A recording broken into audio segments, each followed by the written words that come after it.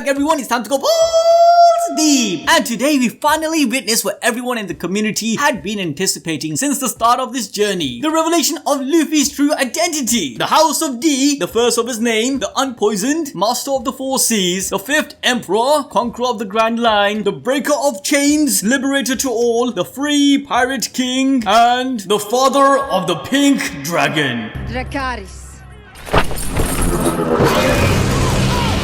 Okay. Maybe no one really anticipated this, but Oda for a very long time left clues throughout the series on this subplot. Like, gosh damn it, look at this cover page from chapter 310. And let's not forget chapter 685. Luffy now being on top of a giant dragon looking this epic is something we all can appreciate. Chapter 1025 also brought up the question if adult Momonosuke, being the true Dragon of Wano, will continue on his journey with Luffy to the final island, or stay behind after this arc to finally lead his people. Basically, will the Straw Hats have a fully fledged dragon on their team? And will Yamato also be joining the crew? With both of them, the Straw Hats after Wano will literally seem unstoppable, but only if they join. Before I do get into the potential roster of the Straw Hats by the end of the series, let's get right into chapter 1025, where we start off with Luffy pushing Momonosuke to fly up Onigashima, as now he should be able to do so, you know, being a fully fledged dragon and all. However, Momo is scared shitlessly, as even though he is physically an adult, mentally he's still the same 8-year-old boy with the same trauma and fear of heights. This fear stems from his encounter with Kaido 20 years ago, but to Momo it's only been a few months since he time traveled into the future. If you guys remember, this PTSD is illustrated in the flashback of chapter 973. After Oden's death, Kaido shows up to his castle where he eventually gets to Momonosuke, lifting him out from the rooftop of the castle ready to drop Momo to his death. Momonosuke screams and pleads to Kaido that he's too high, whilst Kaido informs him of his father's death and that Momo will die too. Momo breaks down completely in fear. This shattered any honor he believed he should have for being his father's son, along with being a samurai of Wano. But to put salt on the wound, Kaido, seeing this boy being nothing like Oden, decided he wasn't even worth his time and he shouldn't be the one to kill such a measly runt, sparing him. This incident is one of the main reasons for Momonosuke's fear of heights. Being crushed by the hands of Kaido, dangling him from the roof, represents the dire situation Momo has been in since his father's death. Even after being with the Straw Hats, declaring that he will one day rule Wano, Momo still can't shake his fear against Kaido, and being in the air reminds him of this trauma. Momonosuke flying is like a bird out of a cage flying away. A cage of fate which had the certainty of being fatal if not for the Alliance help. He has to break free of Kaido's hand and fly high in order to fulfill his duty as the son of Oden and the Shogun of Wano. Moving back to the chapter, we resume where we left off on Kaido vs Yamato with the double thunder Bagua clash they had. Kaido actually seems to have taken damage from Yamato's assault, as he is bleeding a tiny bit from his forehead. Just to remind everyone, this monster has literally taken blows from Luffy, slashed by Zoro, stabbed by the red scabbards. He took it all and just returned a slap to every single one of them. Yamato dealing any damage at all showcases just how strong she is. It's also most likely due to her experience in fighting her father time and time again. Now, it does look like Yamato has sustained some heavy damage as her skin starts to crack and shatter. However, it is revealed that this was her technique called Kagami Yama, or Mirror Mountain, which is a glass-like shielding on Yamato's skin. You can see this as something similar to Gaara's sand armor in Naruto. Yamato jumps up into the air, spinning her Kanabo, which is like a mace, striking Kaido to the ground using an attack called Himorogiri, or Massive Ice Glacial Slash. This attack name suggests that Yamato's devil fruit has something to do with ice. Now, every single mythical Zoan fruit we have seen has a secondary use other than just turning into the said creature or animal. In Marco's case, his flames can heal and make him basically a Logia. With Kaido's fruit, he can breathe fiery attacks. So it wouldn't be a surprise that Yamato's mythical dog fruit has an ice-based property which allows her to create an ice armor and freezing attack. Not gonna lie, this reminds me of Suicune from Pokemon. But Kaido promptly gets up as if the attack didn't even scratch him. Then he starts parental beating Yamato like every Asian kid when they come home with a bean mats.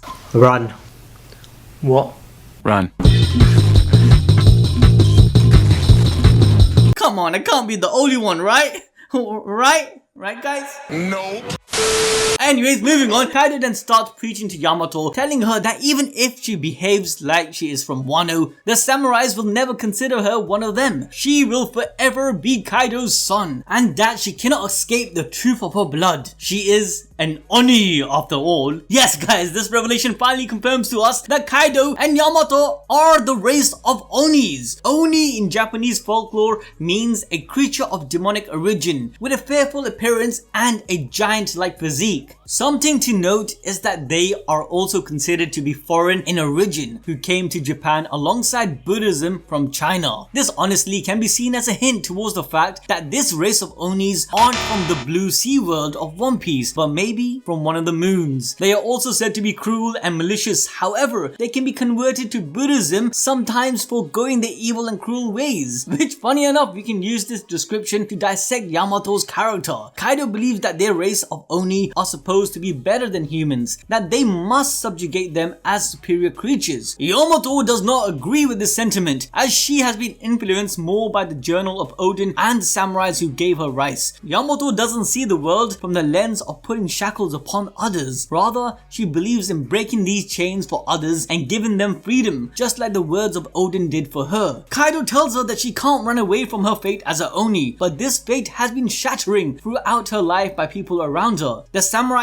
she met within Wano, Ace, who became her friend, and then by Luffy, who was the final straw. Get it? That literally destroyed the shackles placed on Yamato by Kaido. Another thing to note would be that Onis might be the third race that Big Mom's Toto Land doesn't possess. If you guys remember, Big Mom wants to have all the races of the world in her country, but she doesn't have 3 races. Giants, king race known as Lunarians, and the third race, which is shrouded in mystery, could be the Onis. Continuing on with the chapter, Yamato hits Kaido again, telling him to shut up. Her blood has nothing to do with anything, but Kaido retorts by calling her lonely, always trying to find escape from Onigashima, instead of accepting her lineage as Kaido's son. Yamato angrily rejects Kaido's remarks, telling him that she has friends like Ace, the samurai prisoners, and everyone who was kind. However, Kaido replies trying to shut her down, stating that everyone Yamato considered her friend has died, from Ace to the kind person who gave Yamato food and blankets whilst she was suffering from Kaido's abuse. Yamato remembers the cross the kind man was crucified on for simply being kind to a little girl. Now, just to clarify, this panel shot sounded as if Ushimaru was the one who died. However, that is not the case, because the person Kaido is referring to isn't the one from the cave. Rather, it was the person who used to look after Yamato, feeding her whilst she was starved. Although in chapter 954 and the Vivi card, Ushimaru is said to have died 20 years ago. But on that point, let's take a few moments to address a couple of points that was raised from the previous video, starting with the revelation of Zoro's father and family. I mentioned how from chapter 1023, Oda is most definitely pushing the idea that Zoro is from the Shimotsuki family, being the descendant of the sword god Ryuma, and likely the son of Ushimaru, the last daimyo of Ringo. I gave a lot of evidence for this, so if you guys are lost, make sure to watch that video displayed to you right now. And don't forget to slash that notification bell to stay updated with all our future videos. However, since 1024, the community has brought even more evidence and arguments for this notion. Mr. Morge even made a video suggesting that Zoro is not only the son of Ushimaru, but Ushimaru is alive and is Green Bull, one of the newest admirals who joined alongside Fujitora. Now, I'm not too sure about that, but he did have some convincing points. Either way, Ushimaru being Zoro's father is something that would make a lot of sense, especially since Oda followed up in chapter 1024 showing him being super badass. This was during Yamato's flashback of her past, where she is shown as a child chained, starving with Kaido's men passed out next to her due to unknowingly using Conqueror's Haki. Yamato begs for food, but even though Kaido is pleased with his son using Conqueror's Haki, he demands she stop calling herself Oden. If not, be ready for death. Kaido then declares that if these samurais pledge loyalty and join his ranks, he will let them go, which they of course ignore. To barely keep them alive and more likely to taunt Yamato, Kaido orders his men to bring in food but only enough for one person, and then have swords dropped off to entice them into killing each other, including Yamato. Yamato begins to fear for her life as she assumes that the samurais hate her for being Kaido's son, even though she deeply admires Oden. However, one of the samurai places the meal in front of Yamato Yamato, whilst they declare that samurais do not feel hungry and tell her to eat up. And if that wasn't badass already, then just wait. Because as Yamato cries whilst accepting the food, she thinks on how amazing these samurais are and states to them that she will never forget the food they gave. Now here's the thing, one of the samurais being Ushimaru Shimotsuki, who I do say strongly resembles Zoro, he mentioned that he heard Yamato proclaim herself to be Kozuki Oden, and then reassures her, we do not choose who we are born to, rather we choose who we want to be and belong to. He also expresses how Oden was beloved to all samurais, so Yamato being Oden is beloved to them. Yamato then pulls out Oden's voyage log to ask the samurais to read it for her. The 4 prisoners spend the next 10 days together until the samurais realize that Kaido intend to let Yamato die. However, Yamato declares after reading the journal that when the battle in 20 years comes, she will fight on the side of Wano, which makes the 3 samurais feel respect towards her. So they decide to break out of the cave to keep Yamato from dying by using the swords that Kaido left for them. Now the reason I revisited this flashback is to remind us that Ushimaru did look like Zoro, but also is shown to wield multiple swords similar to Zoro. Oda choosing to give us more information about Ushimaru's character is likely a foreshadowing. One Piece follows a theme where our characters' origin are explained subtly. There is also a unique theme of abandoned fatherhood. Luffy with Dragon, Usopp with Yasop, Sanji with Windsmoke, and now we have Zoro with Ushimaru. Eventually all of our boys will pass the point in the story confronting their fathers. Obviously each of them being very different from another will react and care differently. More than likely to Zoro it wouldn't matter at all, but the idea of him becoming the strongest swordsman was declared by him before the loss of Kuina, or even before he stumbled into the dojo. Zoro was always a swordsman and the reasoning to that is yet to be explored. So regardless if Ushimaru is dead or alive, is Green Bull or not, Zoro's story will eventually come to a point where we learn how and why he wanted to be a swordsman in the first place. Coming back to chapter 1025, Kaido gets up, beating Yamato onto the ground, trying to crush her spirit into obeying and accepting her status as Kaido's son and a true Oni. He states the acts of kindness Yamato received weren't kindness, they were just afraid of her. Similar to how in Japan you offer gifts to an Oni so no harm comes to your village or land. Kaido mentions that Yamato as an Oni, who is someone superior to humans, can easily impose their will on them. So how can she call it kindness instead of fear? Kaido here is trying to break down Yamato mentally, showing her that even with her passion and will of Oden, she cannot break through his grasp. Why does she struggle when her destiny has already been set for her since birth? This physical beatdown is symbolic of how Yamato keeps trying and trying, but she can barely make the emperor bleed. However, her father keeps shattering her ice armor, which is kind of like her spirit and arguments against it. We then cut to Momo and Luffy, where Momo has finally started to take flight, but his eyes are closed. Due to this, he just breaks through the life floor, where everyone from the Scabbards to Zoro, Sanji, King, Queen, they all can see Luffy riding this big ass giant pink dragon. Momo busts through the 2nd floor and then the 3rd floor, hitting walls left, right, shocking everyone on his path. All this ruckus downstairs is making Kaido think that it must be Big Mom, who is smashing things around, so he just pays no attention. Yamato then tells him that she won't let this battle end like this, but we can clearly see that she's breathing heavily and with all the damages she has incurred. However, Yamato isn't one to give up, because she then whips out her Kanabo by channeling Divine Step. As Yamato steps forward, Momonosuke gets to the rooftop, finally opening his eyes. Luffy wastes no time and goes gear fourth Snake Man and gives Kaido a taste of his Jet Culverin alongside Yamato's White Snake Rush. Kaido is literally flipped backwards with his eyes all white, but before he lands on the ground, he turns into his dragon form, still standing tall trying to intimidate Momonosuke. However, this time Momo doesn't cower behind Luffy like a scared little boy. He is a man now, a true samurai who has overcome all of his fears and stares Kaido straight into his eyes. Luffy then responds by saying it doesn't matter what Kaido does, he is the man who will become Pirate King. Momonosuke, being inspired, imitates Luffy, saying that he is the man who will become the Shogun of Wano. And wow, what a chapter! I'm honestly speechless after reading this chapter. Oda is truly a genius. This chapter was about Yamato's rejection of her namesake, whilst Momo embraces his duty and swallows his fear to free his people, even if it means he has to become a dragon, which symbolizes nothing but grief and darkness for Wano. Everything since Punk Hazard has been leading up to this moment. The final head-to-head of Luffy vs Kaido, the payoff of the scared little boy who dreamt of becoming a fearless samurai like his father, has finally opened his eyes, climbing up the waterfall just like a carp blooming into a Gyarados, flowing like the pink cherry blossom, marking the end of the dark 20-year winter of Wano and welcoming spring. But now we come to the question is, after the Wano arc, what will happen to Momo and Yamato. Will Momo and Yamato join Luffy's crew, or will they stay behind to look after Wano? Well, once Momo returns to his rightful throne, I'm pretty sure he will stay in Wano, with Hiyori leading his people, and send Yamato as a vessel to Luffy's crew to help reach the final island, Laugh Tale. Yamato will venture out of Wano just like Oden once did, achieving her dream of becoming not only Oden but truly free. Everything will go full circles. Think about it. Oden left, he joined Whitebeard, met Roger, reached the final island. Yamato will do the same, but instead of Whitebeard and Roger, her journey will be part of the Straw Hats. Now again, I'm not saying she will literally be part of the crew. I believe it'll be like an honorary member similar to Vivi. And on the topic of Vivi, I believe Momo will stay just like Vivi did after the mission was complete. When Alabasta was free from Crocodile's tyranny, Vivi returned to help lead her people, even though she desperately wanted to continue her journey with Luffy and the Straw Hats. Let me know what you guys think in the comment section below. Make sure to smash that like button, ding the notification bell to stay updated. With that guys, we'll catch you a lot next time.